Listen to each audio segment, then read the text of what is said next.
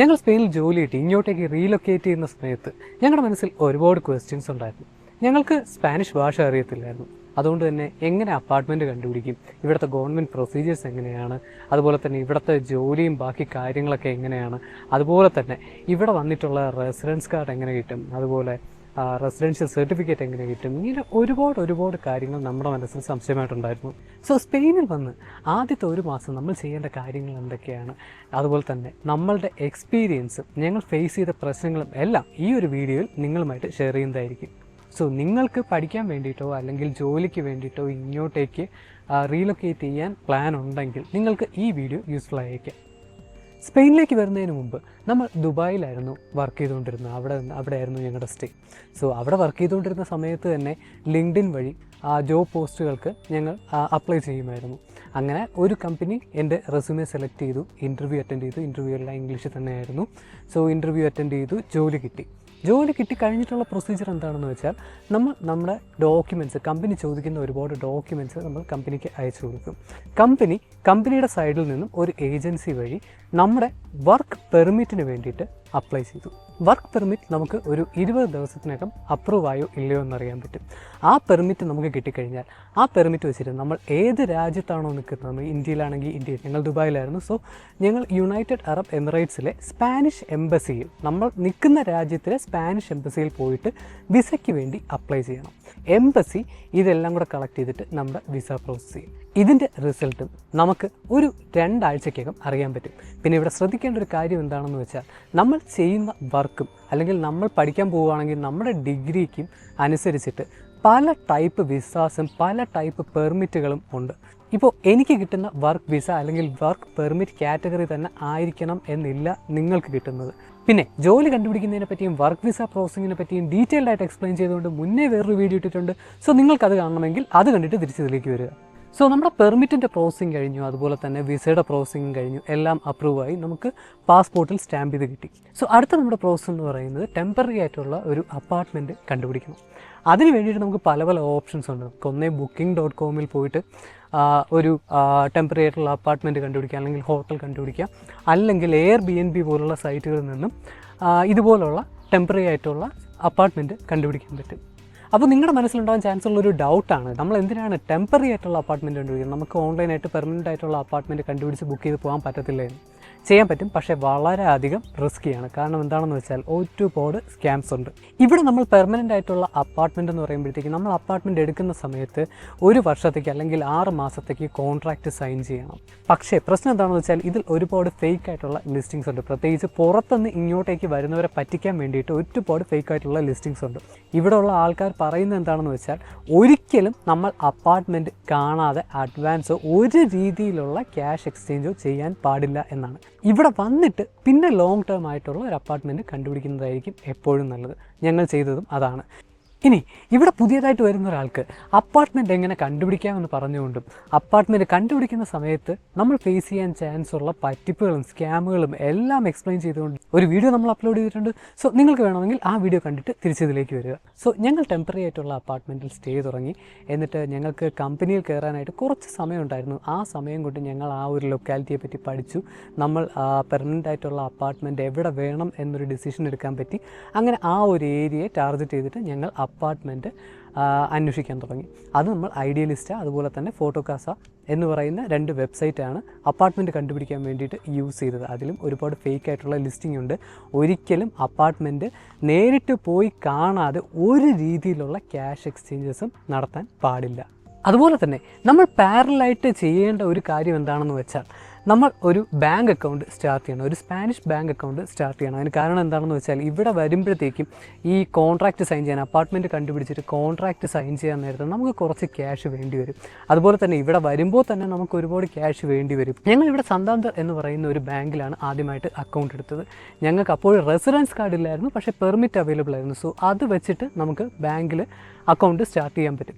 പക്ഷേ ശരിക്കും പറഞ്ഞാൽ നമുക്ക് വേണമെങ്കിൽ ഇപ്പോൾ ഓൺലൈനായിട്ട് ഇങ്ങോട്ട് വരുന്നതിന് മുമ്പേ പെർമിറ്റ് കിട്ടിക്കഴിഞ്ഞാൽ, പെർമിറ്റും വിസയും കിട്ടിക്കഴിഞ്ഞാൽ ഓൺലൈനായിട്ട് അക്കൗണ്ട് സ്റ്റാർട്ട് ചെയ്യേണ്ട സംവിധാനങ്ങൾ ഇപ്പോൾ അവൈലബിൾ ആണ്. അതിൻ്റെ കൂടെ തന്നെ ചെയ്യേണ്ട വേറൊരു കാര്യം എന്താണെന്ന് വെച്ചാൽ സോഷ്യൽ സെക്യൂരിറ്റിക്ക് രജിസ്റ്റർ ചെയ്യുന്ന സോഷ്യൽ സെക്യൂരിറ്റി എന്ന് പറയുന്നത് ഇവിടെ ഒരു ഹെൽത്ത് ഇൻഷുറൻസ് പോലെയാണ്. അതായത് ഗവൺമെൻറ് തന്നെ പ്രൊവൈഡ് ചെയ്യുന്ന ഒരു ഹെൽത്ത് ഇൻഷുറൻസ് പോലെ തന്നെയാണ്. ഇപ്പോൾ നമ്മളൊരു കമ്പനി വഴിയാണ് ഇങ്ങോട്ടേക്ക് വരുന്നതെങ്കിൽ കമ്പനി തന്നെ നമുക്ക് രജിസ്റ്റർ ചെയ്യുന്നതായിരിക്കും. നിങ്ങൾ റെസിഡൻ്റ് ആയിട്ട് വരുന്ന സമയത്ത് നിങ്ങൾ സോഷ്യൽ സെക്യൂരിറ്റിയിൽ രജിസ്റ്റർ ചെയ്തിരിക്കേണ്ടത് വളരെയധികം അത്യാവശ്യമാണ്. കാരണം എന്താണെന്ന് വെച്ചാൽ നിങ്ങൾ സോഷ്യൽ സെക്യൂരിറ്റി നിങ്ങൾക്ക് നിങ്ങളുടെ ID കിട്ടുകയാണെങ്കിൽ ആ ID വെച്ചിട്ട് നിങ്ങളുടെ ഏറ്റവും അടുത്തുള്ള ഹെൽത്ത് സെൻറ്ററിൽ പോവുകയാണെങ്കിൽ നിങ്ങൾക്ക് ഹെൽത്ത് കാർഡിന് അപ്ലൈ ചെയ്യാവുന്നതാണ്. ആ ഒരു ഹെൽത്ത് കാർഡ് കിട്ടിക്കഴിഞ്ഞാൽ നിങ്ങൾക്ക് എപ്പോൾ വേണമെങ്കിലും നിങ്ങൾക്ക് എന്തെങ്കിലും ഹെൽത്ത് ഇഷ്യൂസ് ഉണ്ടെങ്കിൽ അല്ലെങ്കിൽ നിങ്ങൾക്ക് ഡോക്ടറെ കാണണമെങ്കിൽ എപ്പോൾ വേണമെങ്കിലും നിങ്ങൾക്ക് ഹെൽത്ത് സെൻറ്ററിൽ പോയിട്ട് നിങ്ങൾക്ക് ഫ്രീ ആയിട്ട് ട്രീറ്റ്മെൻറ്റ് കിട്ടുന്നതായിരിക്കും. അതുപോലെ തന്നെ പ്രിസ്ക്രിപ്ഷൻ ഡ്രഗ്സ്, അതായത് ഡോക്ടർ പ്രിസ്ക്രൈബ് ചെയ്യുന്ന ഡ്രഗ്സ്, മെഡിസിൻസ് നിങ്ങൾക്ക് വില കുറഞ്ഞ് നല്ല രീതിയിൽ ഡിസ്കൗണ്ടഡ് ആയിട്ടുള്ള പ്രൈസിൽ നിങ്ങൾക്ക് വാങ്ങാവുന്നതാണ്. ഞങ്ങളുടെ കേസിൽ ഞാൻ ഒരു കമ്പനിയുടെ എംപ്ലോയി ആയിട്ടാണ് ഇങ്ങോട്ട് വന്നത്. അതുകൊണ്ട് ഞങ്ങളുടെ സോഷ്യൽ സെക്യൂരിറ്റി, എൻ്റെ സോഷ്യൽ സെക്യൂരിറ്റി എൻ്റെ കമ്പനിയാണ് രജിസ്റ്റർ ചെയ്തത്. എൻ്റെ സോഷ്യൽ സെക്യൂരിറ്റി രജിസ്ട്രേഷൻ കഴിഞ്ഞിട്ട് സോഷ്യൽ സെക്യൂരിറ്റി നമ്പർ കിട്ടിക്കഴിഞ്ഞിട്ട് പിന്നെ ഞങ്ങൾ ഒരു ഗവൺമെൻറ് ഓഫീസിൽ പോയിട്ട് എൻ്റെ വൈഫിനെ എൻ്റെ സോഷ്യൽ സെക്യൂരിറ്റിയുടെ കൂട്ടത്ത് ആഡ് ചെയ്യുകയാണ് ചെയ്തത്. ഇനി നിങ്ങളൊരു അപ്പാർട്ട്മെൻറ്റ് കണ്ടുപിടിച്ചെന്ന് വെച്ചോളൂ. ആ ഒരു അപ്പാർട്ട്മെൻറ്റ് നിങ്ങൾ കോൺട്രാക്റ്റ് സൈൻ ചെയ്തു, നിങ്ങൾ ആ അപ്പാർട്ട്മെൻറ്റിൽ താമസമായി. ഇനി നിങ്ങൾ ചെയ്യേണ്ട കാര്യം എന്താണെന്ന് വെച്ചാൽ ആ ഒരു അപ്പാർട്ട്മെൻറ്റ് നിങ്ങളുടെ പേരിൽ രജിസ്റ്റർ ചെയ്യണം. അതിന് വേണ്ടിയിട്ട് നമ്മൾ എംപാദ്രോണമിയന്തോ എന്ന് പറയുന്ന ഒരു സർട്ടിഫിക്കറ്റിന് വേണ്ടിയിട്ട് അപ്ലൈ ചെയ്യണം. ബേസിക്കലി നിങ്ങളുടെ റെസിഡൻഷ്യൽ സർട്ടിഫിക്കറ്റ് പോലെയാണ് നിങ്ങളുടെ അപ്പാർട്ട്മെൻറ്റ്, നിങ്ങൾ കോൺട്രാക്റ്റ് സൈൻ ചെയ്ത ആ ഒരു അപ്പാർട്ട്മെൻറ്റ് നിങ്ങളുടെ പേരിൽ നിങ്ങളുടെ ID-യിൽ ലിങ്ക് ചെയ്യുകയാണ് ചെയ്യുന്നത്. സോ അത് നമുക്ക് ഓൺലൈനായിട്ട് അപ്പോയിൻമെൻ്റ് എടുത്തിട്ട് ഗവൺമെൻറ് ഓഫീസിൽ പോയിട്ട് അവർ ചോദിക്കുന്ന ഡോക്യുമെൻറ്റ്സ് കൊണ്ടുപോയി കൊടുക്കുമ്പോഴത്തേക്കും നമുക്ക് അവർ നമ്മുടെ പേരിൽ ആ ഒരു അപ്പാർട്ട്മെൻറ്റ് രജിസ്റ്റർ ചെയ്യും. ഈ എംപാർട്ട്മെൻറ്റ് രജിസ്ട്രേഷൻ എന്ന് പറയുന്ന ഒരു ഫാമിലിക്ക് വേണ്ടിയിട്ടായിരിക്കത്തില്ല, ഈച്ച് ഇൻഡിവിജ്വലിൻ്റെ പേരിലായിരിക്കും. ഒരു എക്സാമ്പിൾ പറയുകയാണെങ്കിൽ നിങ്ങൾ ഫാമിലിയിൽ 3 പേരുണ്ടെങ്കിൽ 3 പേരുടെയും പേരിൽ ആ ഒരു അപ്പാർട്ട്മെൻറ്റ് രജിസ്റ്റർ ചെയ്യണം.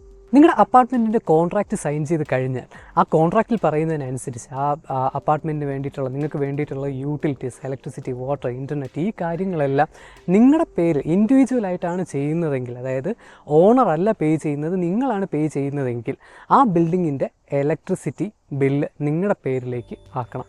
ഇലക്ട്രിസിറ്റി മാത്രമല്ല, വാട്ടറിൻ്റെ ആണെങ്കിൽ അതും, എല്ലാ യൂട്ടിലിറ്റി ബിൽസും നിങ്ങളുടെ പേരിലേക്ക് ആക്കണം. അതുപോലെ തന്നെ അത്യാവശ്യമായിട്ട് ചെയ്യേണ്ട വേറൊരു കാര്യം എന്താണെന്ന് വെച്ചാൽ നമ്മൾ ഇവിടെ ലാൻഡ് ചെയ്ത് കഴിഞ്ഞ് സ്പെയിനിൽ ലീഗലായിട്ട് എൻ്റർ ചെയ്ത് കഴിഞ്ഞ് 3 മാസത്തിനകം ഇവിടെ റെസിഡൻസ് കാർഡിന് അപ്ലൈ ചെയ്യണം. അപ്പോൾ നമ്മൾ സ്പെയിനിൽ ലീഗലി എൻ്റർ ചെയ്തത് സ്പാനിഷ് എംബസിയിൽ നിന്നും സ്റ്റാമ്പ് ചെയ്ത് തന്ന ആ ഒരു വിസയും അതുപോലെ തന്നെ പെർമിറ്റ്, റെസൊല്യൂഷൻ എന്ന് പറയുന്ന പേപ്പറും കാണിച്ചിട്ടാണ്.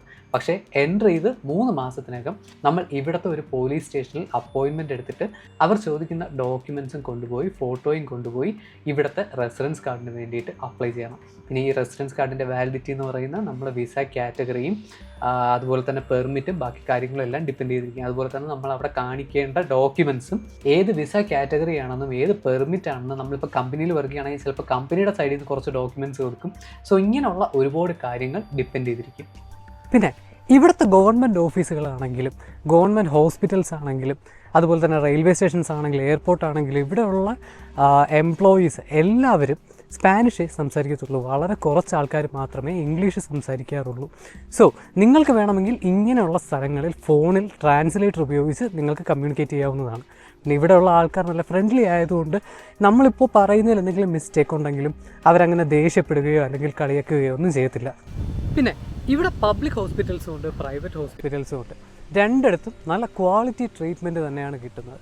പക്ഷേ പബ്ലിക് ആണെങ്കിൽ നമുക്ക് സോഷ്യൽ സെക്യൂരിറ്റി നമ്പർ ഉണ്ടെങ്കിൽ നമുക്ക് ഫ്രീ ആയിട്ടുള്ള ട്രീറ്റ്മെൻറ്റും ബാക്കി കാര്യങ്ങളും എല്ലാം ഉണ്ടായിരിക്കും. പക്ഷേ പ്രൈവറ്റ് ആണെങ്കിൽ നമ്മൾ ക്യാഷ് കൊടുക്കേണ്ടി വരും. പക്ഷേ ഇവിടെ നിങ്ങൾക്ക് പ്രൈവറ്റ് ഇൻഷുറൻസ് എടുക്കാമെങ്കിൽ ഇവിടെ നിങ്ങൾക്ക് പ്രൈവറ്റ് ഹോസ്പിറ്റൽ കൺസൾട്ടേഷനും ട്രീറ്റ്മെൻറ്റും ബാക്കി കാര്യങ്ങളും എല്ലാം ഫ്രീ ആയിരിക്കും. പക്ഷേ മെഡിസിന് നിങ്ങൾക്ക് പേ ചെയ്യേണ്ടി വരും. പിന്നെ ഇവിടെ ഗവൺമെൻറ് റിലേറ്റഡ് ആയിട്ടുള്ള പേപ്പർ വർക്ക്സ് ഒക്കെ ചെയ്യാൻ വേണ്ടിയിട്ട്, ഓൺലൈനായിട്ട് ചെയ്യാൻ വേണ്ടിയിട്ട് ഒരു ഓൺലൈൻ പ്ലാറ്റ്ഫോം നമുക്ക് അവൈലബിൾ ആണ്. പക്ഷേ ആ ഓൺലൈൻ പ്ലാറ്റ്ഫോം നമുക്ക് ആക്സസ് ചെയ്യണമെങ്കിൽ ക്ലാവെ എന്ന് പറയുന്ന ഒരു സിസ്റ്റത്തിൻ്റെ രജിസ്ട്രേഷൻ ആവശ്യമുണ്ട്. അത് നിങ്ങൾക്ക് വേണമെങ്കിൽ സ്വന്തമായിട്ട് ചെയ്യാവുന്നതാണ്. അതിനെപ്പറ്റി ഡീറ്റെയിൽ ആയിട്ട് പറഞ്ഞുകൊണ്ട് ഇനി നമ്മൾ ഒരു വീഡിയോ ചെയ്യുന്നതായിരിക്കും. സോ ബേസിക്കലി ഇതൊക്കെയാണ് നമ്മൾ ഇവിടെ വന്നു കഴിഞ്ഞാൽ ആദ്യത്തെ മാസം ചെയ്യേണ്ട കാര്യങ്ങൾ.